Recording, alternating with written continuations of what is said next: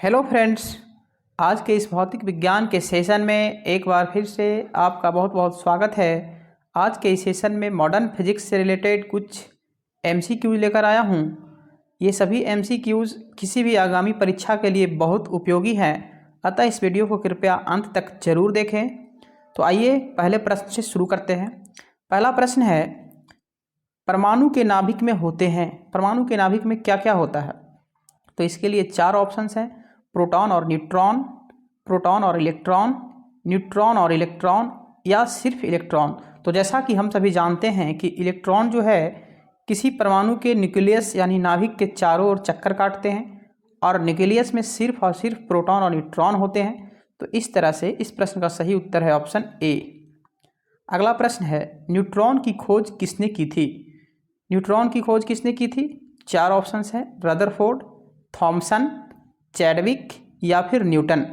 तो न्यूट्रॉन की खोज 1932 ईस्वी में जेम्स चैडविक ने की थी। तो इस तरह से इस प्रश्न का सही उत्तर ऑप्शन सी है। अगला प्रश्न है, पॉजिट्रॉन की खोज किसने की थी? चार ऑप्शंस हैं, option A Rutherford, B Thomson, C Chadwick या फिर डी एंडरसन। तो पॉजिट्रॉन की खोज एंडरसन ने की थी। तो इस तरह से इस प्रश्न का सही उत्तर है ऑप्शन डी। अगला प्रश्न है, हाइड्रोजन के नाभिक में कितने प्रोटॉन होते हैं? तो जैसा कि हम सभी जानते हैं कि किसी भी तत्व यानी किसी भी एलिमेंट का जो परमाणु संख्या होता है वही उसके प्रोटॉन संख्या के बराबर होता है, और हाइड्रोजन का परमाणु संख्या 1 होता है और उतने ही उसमें इलेक्ट्रॉन होता है, यानी कि electron is equal to proton is equal to परमाणु संख्या होता है। तो इस तरह से इस प्रश्न का सही उत्तर है ऑप्शन बी, यानी कि 1 प्रोटॉन होते हैं हाइड्रोजन के नाभिक में। निम्न में से किसमें ऋणात्मक आवेश होती है? अगला प्रश्न में है कि निम्न में से किसमें ऋणात्मक आवेश होता है? एक्स किरणें, अल्फा कण, बीटा कण या फिर गामा कण। तो इस प्रश्न का सही उत्तर है ऑप्शन सी, यानी कि बीटा कण पर ऋणात्मक आवेश होता है। अगला प्रश्न है, निम्न में से कौन अस्थायी कण है? तो इसके लिए भी चार ऑप्शंस हैं, प्रोटॉन, इलेक्ट्रॉन, न्यूट्रॉन या फिर अल्फा कण। तो प्रोटॉन, इलेक्ट्रॉन और न्यूट्रॉन जो है किसी भी एटम का फंडामेंटल पार्टिकल्स है, अर्थात ये अस्थायी कण है। इसमें से अस्थायी कण है अल्फा कण, अतः इस प्रश्न का सही उत्तर ऑप्शन डी है। अगला प्रश्न है, नाभिकीय रिएक्टर में भारी जल का प्रयोग किस रूप में किया जाता है? तो मंदक या फिर शीतलक, परिरक्षक या फिर नियंत्रक। तो किसी नाभिकीय रिएक्टर में भारी जल यानी कि D2O का प्रयोग मंदक के रूप में किया जाता है। अगला प्रश्न है, हाइड्रोजन बम किस सिद्धांत पर कार्य करता है? नाभिकीय संलयन, नाभिकीय विखंडन, उपर्युक्त दोनों, इनमें से कोई नहीं। तो इस प्रश्न का सही उत्तर है कि हाइड्रोजन बम नाभिकीय संलयन के सिद्धांत पर कार्य करता है। अगला प्रश्न है, रेडियोधर्मिता की इकाई क्या है? क्यूरी, जूल, एम्पियर या फिर ओम्स। तो रेडियोधर्मिता की इकाई क्यूरी होता है। तो ए ऑप्शन सही आंसर है इस प्रश्न का। अगला प्रश्न है, सूर्य में ऊर्जा उत्पन्न होती है, सूर्य में ऊर्जा किस कारण से उत्पन्न होती है?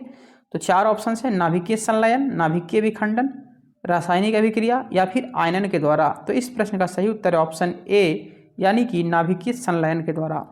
अगला प्रश्न है, एकीकृत परिपथ यानी कि इंटीग्रेटेड सर्किट, जिसको शॉर्ट में हम लोग आईसी भी बोलते हैं, में किसका उपयोग किया जाता है? चार ऑप्शंस है, बेरिलियम, कार्बन, सिलिकॉन या फिर सोना।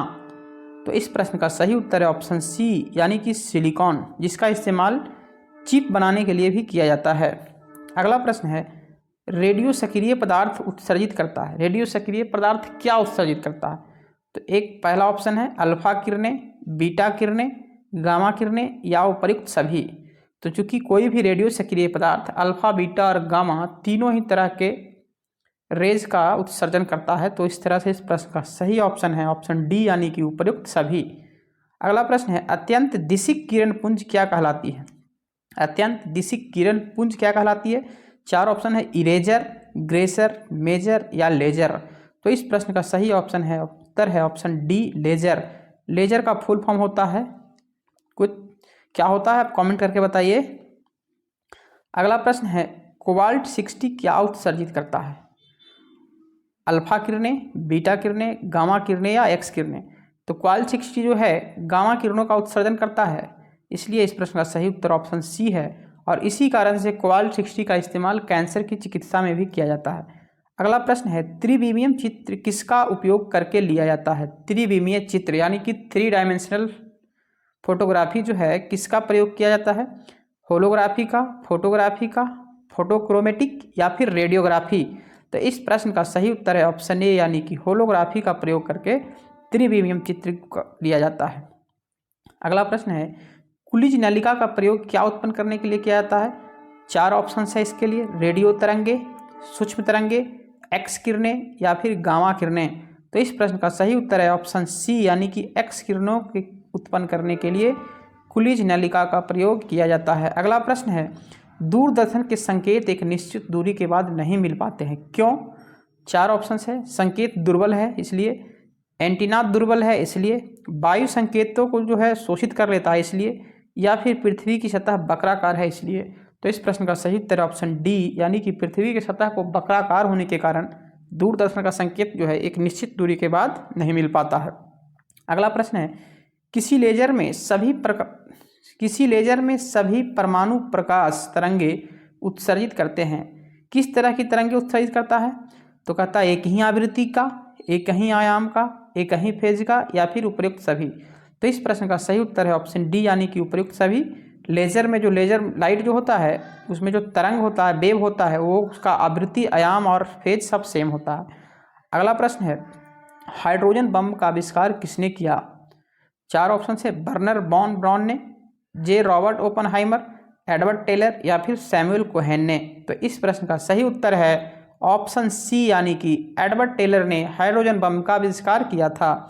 अगला और अंतिम प्रश्न है, निम्न तापीय इंजनों का प्रयोग किया जाता है। निम्न तापीय इंजनों का प्रयोग किस लिए किया जाता है? तो 4 ऑप्शन है, रॉकेट में किया जाता है, परमाणु भट्ठी में किया जाता है, तुषार युक्त प्रशीतकों में किया जाता है या फिर अतिचालकता विषयक अनुसंधानों में किया जाता है? तो इस प्रश्न का सही उत्तर है ऑप्शन ए यानी कि रॉकेट में निम्न तापीय इंजनों का प्रयोग किया जाता है।